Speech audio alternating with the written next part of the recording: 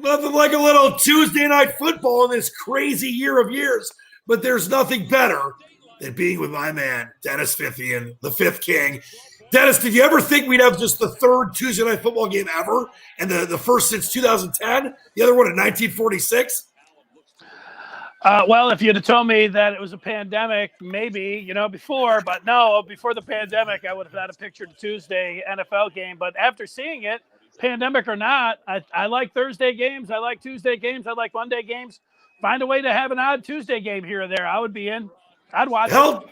Fifth, how about a Wednesday game? Let's do a Wednesday game too. Every day of the week. Well, I don't know if you would eat every day of the week, but I'm there for it. You and I know we watch all those 1:00 games, and they're 7, 8, sometimes 9. We don't need that many. I mean, it's great to have them all on there, but also pulling one of those out and putting it in its own exclusive window where you can watch it. It's like it's a gimme, and it makes the NFL money. I mean, what's the problem? Just stay away from Fridays, from high school. Games, and I think you're good that way. Stay away from Fridays and Saturdays, unless until after the college football season. But they already do that on Saturdays. As a young kid, my dad I was like, Dad, why don't they play more games on Friday nights? Like, it's high school night, and I mean that's a prestigious thing for the high school kids. 50, it's always great to be with you. Football Friday, Week 6, a joint task force. Good afternoon production. We got a Lions Jags preview to get to. Our sizzling picks. We didn't have the greatest week last week, but we were coming off a 3-0 week. We had multiple 2-0 weeks, so we'll get to our picks and our fantasy thoughts as well. But Dennis, as we get into Week 6, the Lions are off the bye. We obviously talked about them during the bye last week, but now they're back to play. They're in Jacksonville. They're 1-3.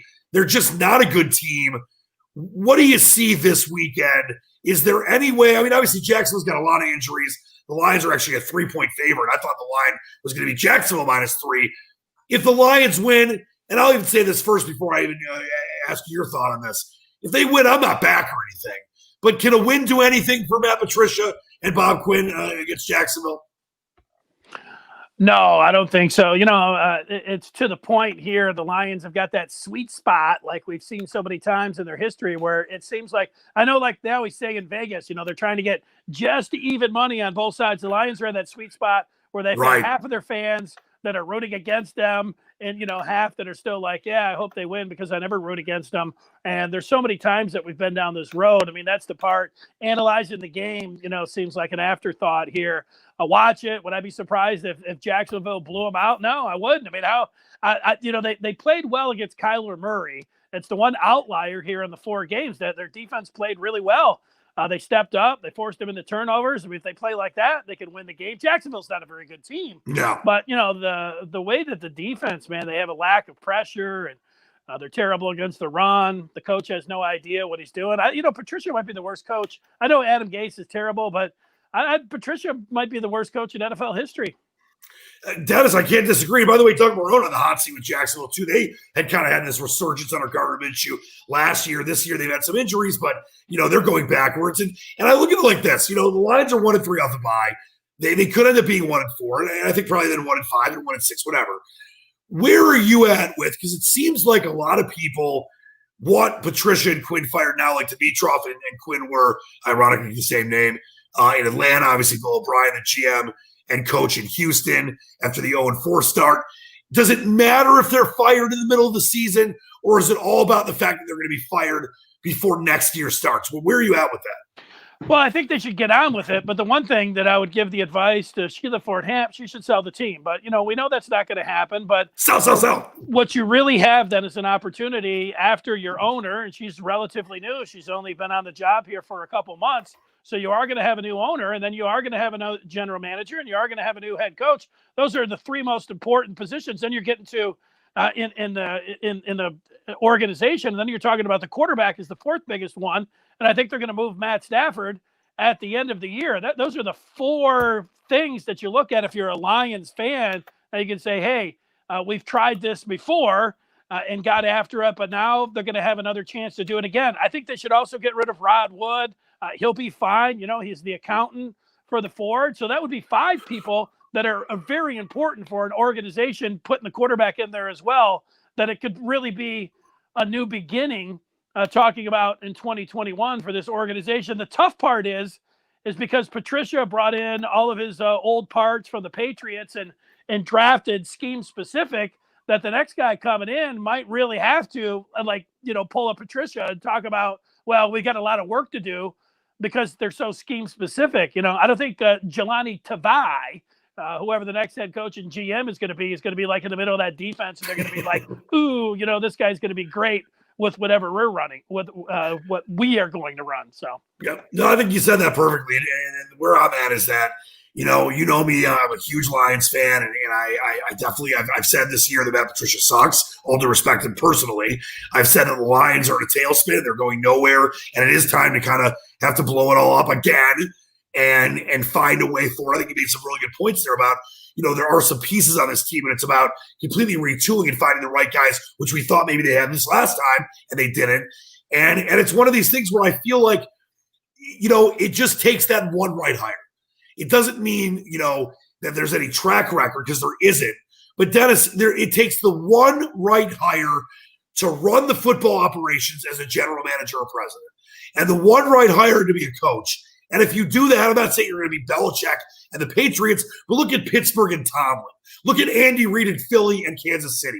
If you have the right people in place, it is not impossible to turn around a sad sack franchise. There's obviously no history there. The Lions have one playoff win since 1957. I was there. I know because I was there. But I don't have zero hope. It's just so frustrating and taxing, especially on top of this COVID year, to be a Lions fan right now. Well, that's why Hamp's got to get Rod Wood out of there as well, because last time, the Lions threw themselves on the mercy of the league, and Ernie Accorsi came in, and, right. Rod Wood's like, hey, I'm really jumping into this with both feet. They came up with their list, and they end up, hey, Bob Quinn, not a bad idea, going to the Patriots organization, and it just didn't work. So I don't want Rod Wood in on the selection process. They need to get somebody else in there. If they are going to look for some advisor, I think Tony Dungy's a really good person to bring in if he would want to do that and come up with a list. At first I thought, well, you're bringing in Tony Dungy, is he automatically going to say, hey, I want Jim Caldwell in there? Or, you know what, having Tony Dungy look over this thing, I like, him being at least in on some kind of a subcommittee, at least when they're looking for the next general manager. I'd like to see and hear what his 2 cents are. And, don't throw yourself on the mercy of the league. Go out and find, it doesn't take you and I, Dan, within a week could identify a good 10 to 20 people that would be, candidates for this job. And then it's going to come down to their presentation to a Hamp, maybe Dungy, and whoever else that you would hire as a president to come in there. Somebody with some fresh thinking outside of this organization that could look at it. But you know what? You're just going to the best organizations, and you're looking at somebody in scouting, and you're going to find that general manager. You're going to come in and hand him the keys and let him go after whoever he wants as the head coach. Let him do whatever he wants with Matt Stafford. And, you got a chance maybe to turn this thing around. But make sure you don't have Wood in there. Make sure this is not a reset of the last time where they threw themselves at the mercy of the league. Go out and pick your own guy that's going to be on this committee that's going to look for the next general manager. Just do it yourself. Yep, Ron Wood, a guy that literally said when he was hired, the only reason I got this job is because I know the forts. I don't know anything about football. That's not good. All right, fifth, we got a Facebook user that loves the EMU hat in your background. Mac football coming back. The Eagles will fly again. Hopefully it's back. And how about our friend Pascal Doucet? Good evening from Paris, France. So we're worldwide, Dennis. We are worldwide. All right, we got to pick this game. Not that I'm that excited about it. Yeah, buongiorno. I was going to say bellissimo. That's Italian. All right, let's pick this game. You got a sad sack Jaguars team with Marone on the hot seat. You got a super sad sack Lions team off the bye with Patricia and Quinn on the hot seat. The game doesn't save anything for either of us. I think if the Lions win, but where are you at with Lions, Jags? Lions -3 this weekend. Well, I always tell people not to, bet with your heart and don't use Lions logic. But if I am going to use a little bit of both here. And the Lions logic, you just go back to last year's draft. Remember when the Lions had the Packers and they played really hard, thought it was going to be some springboard, getting a victory there. And it ended up costing them a draft position to number 8 and number 7. Yep. Josh Allen went, who's questionable in this game. He missed last week against the Texans, so we don't know if he's going to be there. But I bet he is. And it just feels like, Josh Allen makes the big play. TJ Hawkinson drops a touchdown. That just kind of feels like the way – That's Lions football. I know that fits right into the SOL. I tell people to try to get away from all that and get away from the Lions logic. The Lions logic would say, well, you expect them to lose, so they'll probably win this one. You want them to, get rid of the front office, so they'll probably find a way to stumble into this one. Jacksonville's not a very good team, so I'm not going to be sitting here next week going, oh, my God, I can't believe the Lions won the game. But I'm picking Jacksonville. I think Minshew can have a big day, and I know Chark might not be ready to go in there, but they got some decent wide receivers, and being down there in Florida, the Lions' tongues maybe hanging out because their defense you can't get off the field. I'm going to pick Jacksonville.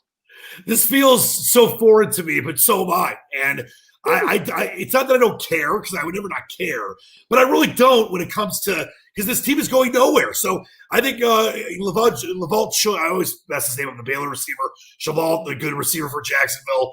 You got him. I know you mentioned you got it. I think you got it. All right, and I think Jacksonville wins this game 28-17. Stafford has not been good this year. He's bottom 5 in a lot of categories. And I want to go back to something you said a little while ago, which I think is a very solid point. Matt Patricia could go down as one of the worst coaches in the history of the NFL. You got 4 of 5 double-digit leads blown. 4 of the last 5 games, double-digit leads were blown. 5 straight, I believe. He has 10 wins in now almost 2.5 years, when guys like Bill O'Brien went to the playoffs 6 times or played in 6 playoff games. Yeah. And other coaches like Dan Quinn went to Super Bowls. He is one of the worst coaches ever.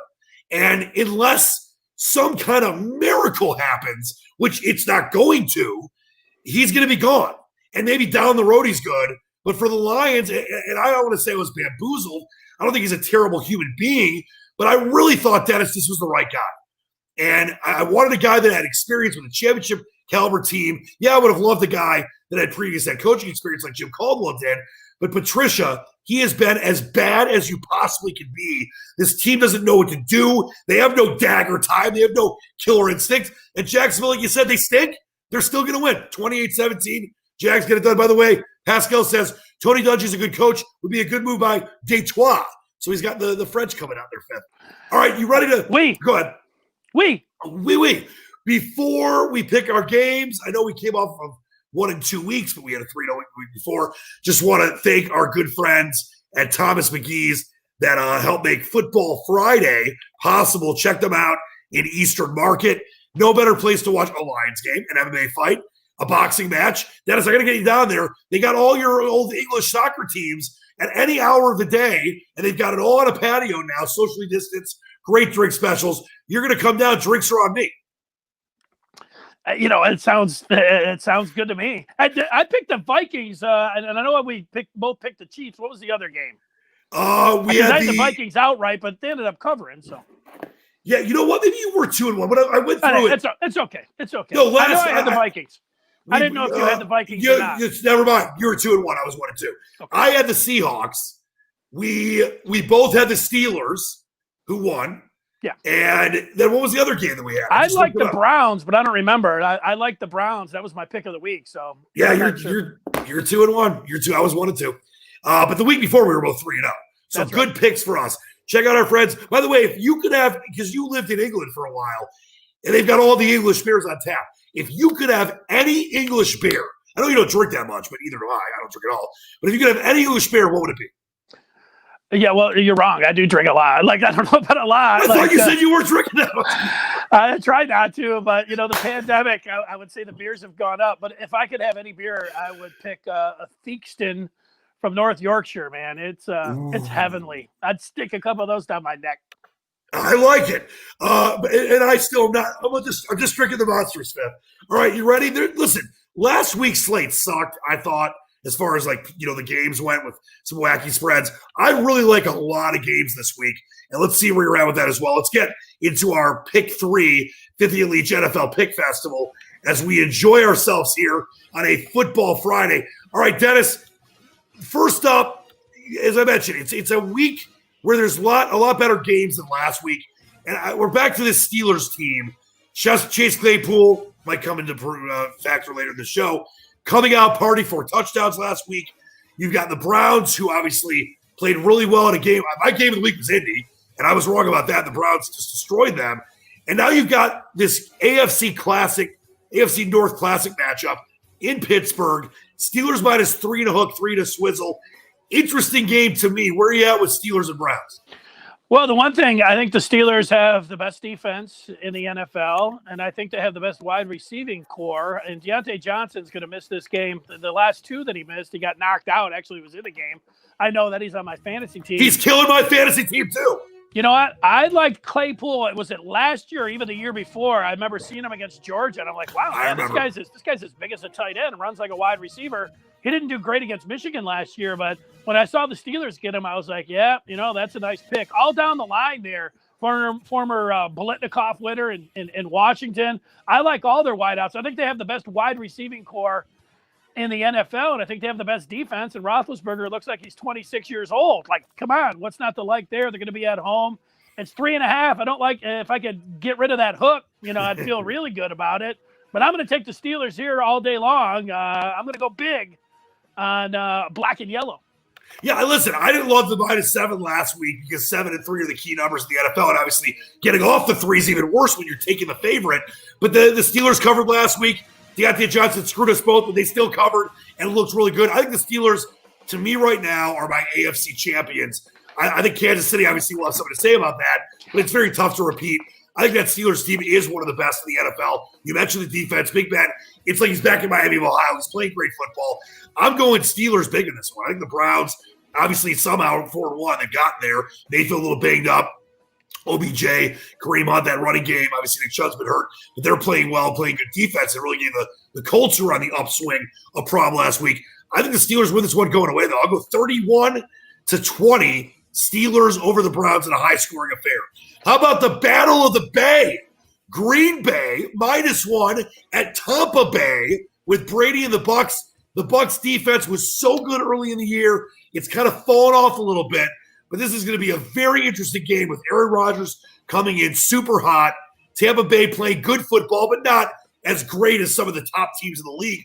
How do you feel about this one? This is the new sombrero. Yeah, Vita Vea, huge loss. Defensive tackle down there with Ndamukong Suh on that defensive line for the Bucs here. This is one of those where sometimes you just look and you say, what team just has to have it? And Tampa Bay has to have this one if they want to stay involved here. And, not that Green Bay doesn't want it, but, when you look for the urgency factor here, I love it from the Tampa Bay side here. And the one thing for Tom Brady, like, he loses this game, the narrative about he doesn't remember what time it is or what down it is, and 43, it's the beginning and the end. I can already see those stories being written if somehow it's the Packers rolling in this one. So, Tom knows that. Tom's going to come back. He doesn't want that narrative about he doesn't know what down it is. He can't count to 4. The urgency factor, that's why I like Tampa Bay in this one. Yeah, I think that you made an excellent argument that I'm going to piggyback off of because, first off, a lot of money was on Green Bay early. It was Green Bay -3. It went down. A lot of money on Tampa now. You mentioned it's the team that needs it most. I thought Tampa really blew an opportunity last week, Thursday Night Football, or 2 weeks ago now, to beat the Bears. I think the Bears are still a fraudulent team, and this is in Tampa Bay. Yes, you got a very hot Aaron Rodgers, but still, is there great depth of the wide receiving core? Is there great depth on the defense? I think Tom Brady can hang in enough with an offensive line, with the offensive weapons he has, including Mike Evans, who had been hurt a little bit, but came back and played some great football after being hurt a couple weeks ago. I think Tampa wins this one. It's going to be close. I'll go 31-29, but Tom Brady and Tampa Bay get the big win against Rodgers and the Packers. How about this, Dennis? You got a game that's been postponed or moved 3 times, more positive tests in the Patriots facility, allegedly. We don't know if these positive tests or false tests are false or positive, but for now we know they're playing this game. We think it could get moved. Stay tuned. But the Pats -9 as obviously Drew Lock out, Jeff Driscoll and others in when it comes to the Broncos. I think the Broncos are a team that were overvalued to start this year. I'll pick this game first. I don't like the 9, but I think in the end, if they play this game, and Cam Newton obviously is behind center, the Patriots win this game going away. I'll do a 28-10 type of score. I don't like laying that many points, but I will in this scenario because they both obviously have had some rest, and it looks like the Broncos is not a good team right now. Yeah, maybe you could check with your Broncos source, but I saw Fangio talking about the injury designation for Locke, and it sounds like he's going to be up and ready to go in this game. I don't know if that would affect you and how you would play this one or not. If Fant was good to go, I think that would affect me. 9's such a big number, but, I feel like, Melvin Gordon's going to have something to prove after his DUI. He'll be out there. They'll lean on him. I feel like the Broncos, with Locke coming back, and can keep her close. So give me all those points. All right, take those points, and I'll monitor that. I want to see the latest on that Locke situation. I thought he still was very iffy to have a chance to play it all, but the game might not be played. So there we go. Both Dennis and I on the Steelers, -3 and a hook. That hook's dangerous, but buy it down if you want. Dennis and I both on Tampa Bay, and he's going to take the points to fifth, the 9 against the Pats, and I'll lay the 9 against that possibly Drew Lock-led Broncos team. All right, fifth, let's move on here. And you and I, we love our fantasy football, and it's been very, very interesting. Let's just give a couple quick thoughts here, week 6 heading in. My team, by the way, somehow, some way, the defending champ, started 0-4, had that garbage touchdown by Jonnu Smith, who was in our COVID protocol. I won by 3, saved by Bacon for a minute, still 1-4 on the season. But where are you at with fantasy so far this year? Well, it's crazy with all these injuries. The one thing about fantasy, it's just like gambling straight up on a game. Sometimes you can pick the right players. Sometimes you can pick the right side and you still lose. And you can't let that upset you and get you down there, even though, it's no fun losing on either way. Like, I like Deontay Johnson. The last 2 games I've had him in there and he's gone down, and it's ended up costing me. There's nothing you can do about that. It was a good pick. No. You know what? Claypool got those 4 touchdowns. Do I think that Deontay Johnson could have had 1, 2? Maybe he could have been that guy. I do. He's very talented, but, I can't get down on myself. Oh, that was a bad pick, something else here. So it's just one of those things. FanDuel the site crashed. They had all these daily ones in there. Didn't know what was going on. That was frustrating me. I thought I was going to be in a good mood because the Lions weren't playing, but, then my fantasy team took a dive. I think the point here is, you can have the right side. You can pick the right players. Keep your head up. Keep yourself in a good mood, Keep fighting.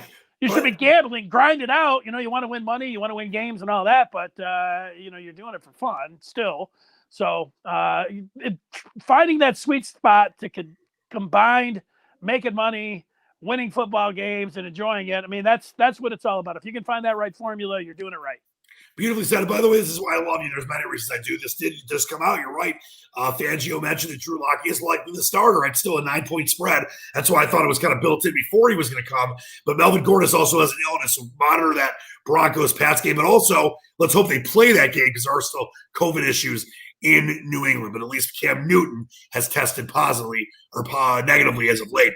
And as far as I'm concerned, Dennis, like you said, when it comes to fantasy, and we'll get to daily fantasy here before we go in a second, it's one of those things where you never are out. It's still early enough in the season. Look at that waiver wire. Don't waste your fab money. And like my team, 1-4, super lucky. I needed luck last year. Obviously, it takes skill too, but you got to fight through some of these terrible weeks. We both have gotten job on Deontay Johnson. By the way, if Deontay Johnson gets 1 point or 3 points in 2 of the previous weeks, I win both those matchups. That's all I needed. 1 point and 2 points. He got me 0 and 0. So that, or 0 and 1, I think, when he got hurt left in the first quarter. But keep fighting through. Look at the waiver wire. Do your research, and you can be a champion like Fithian and I. All right, now we both – oh, go ahead, Dennis.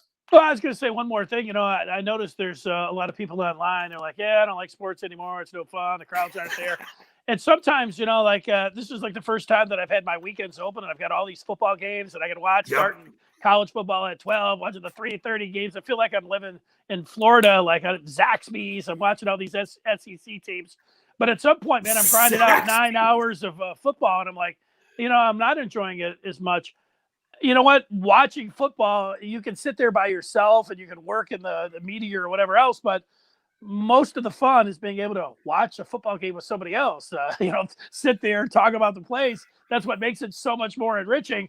It's not as much fun sitting there by yourself watching the games. You have to find ways to make it interesting, and it's just a huge void. It's like being at the game, ratchets it up, 1,000,000%. But even just being around your friends, if I was sitting there watching the game with you, and we're able to, experience it together, it's such, a different type of atmosphere and experience for the game. You don't get that. So I understand people that are watching it, and they might not have figured that out. It's like, why am I not enjoying this? I'm just sitting here by myself. Well, I get it, so it's tough. It's a pandemic, that part. But it's just one of those things as I was like, man, I got all this time watching football. I'm falling asleep. I'm like, come on, man.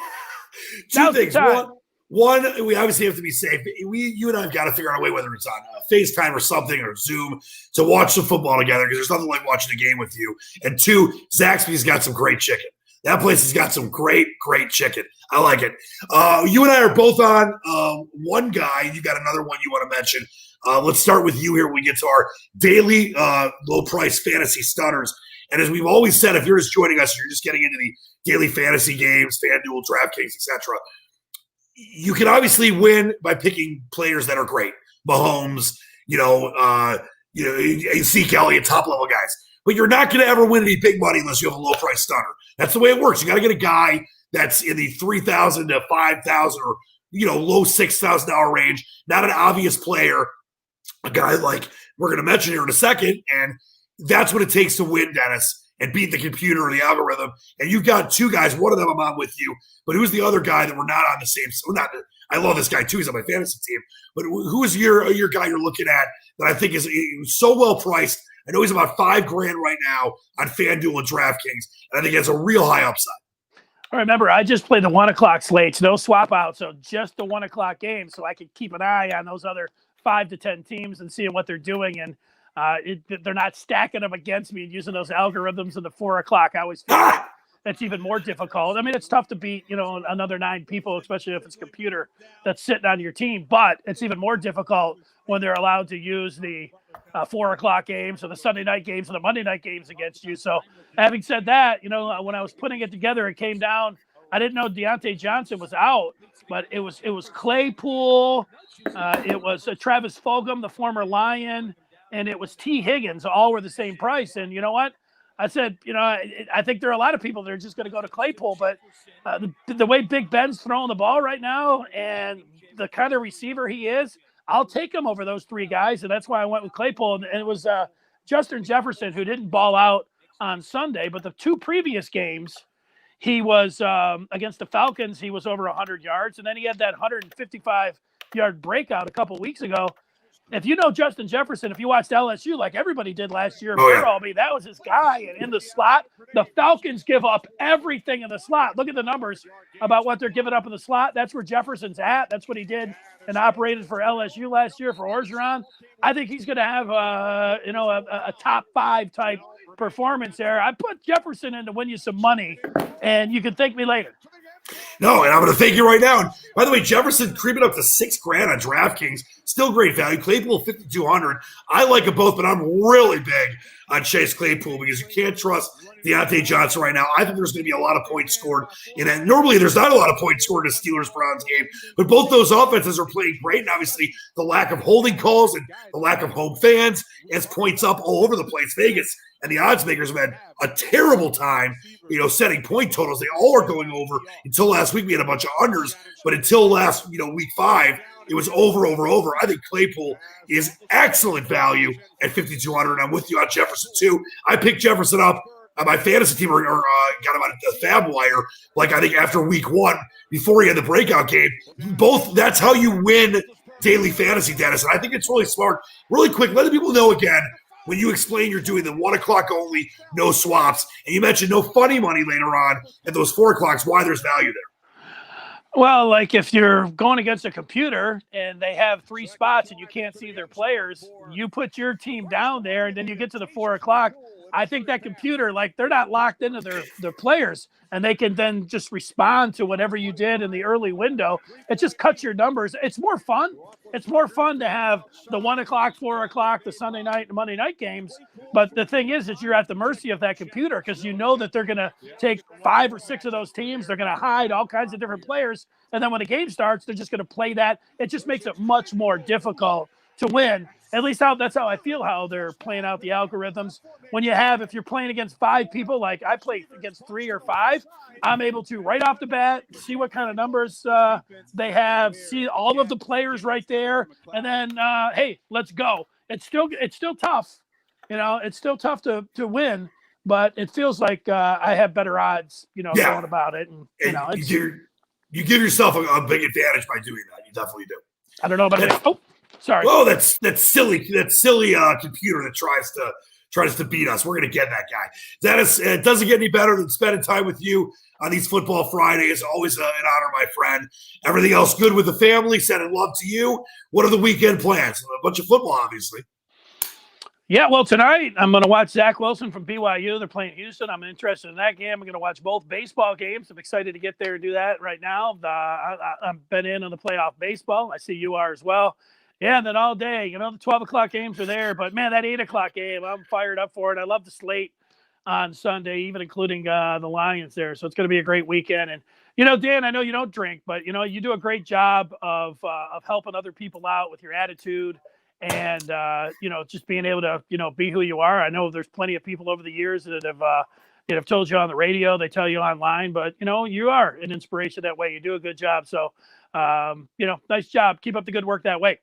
Dennis, means the world to hear that, and I think you know how much you mean to me on many different levels. Always an honor, my friend. Football Friday, week 6 of the books, my buddy. Take it out. Take that money. Yeah, take it. For Dennis Fithian, I'm Dan Leach. We'll see you next Friday. Be safe. Wash your hands. Spread love, not hate. And enjoy the baseball and football tonight. Dennis, love you, buddy. See ya. Peace out.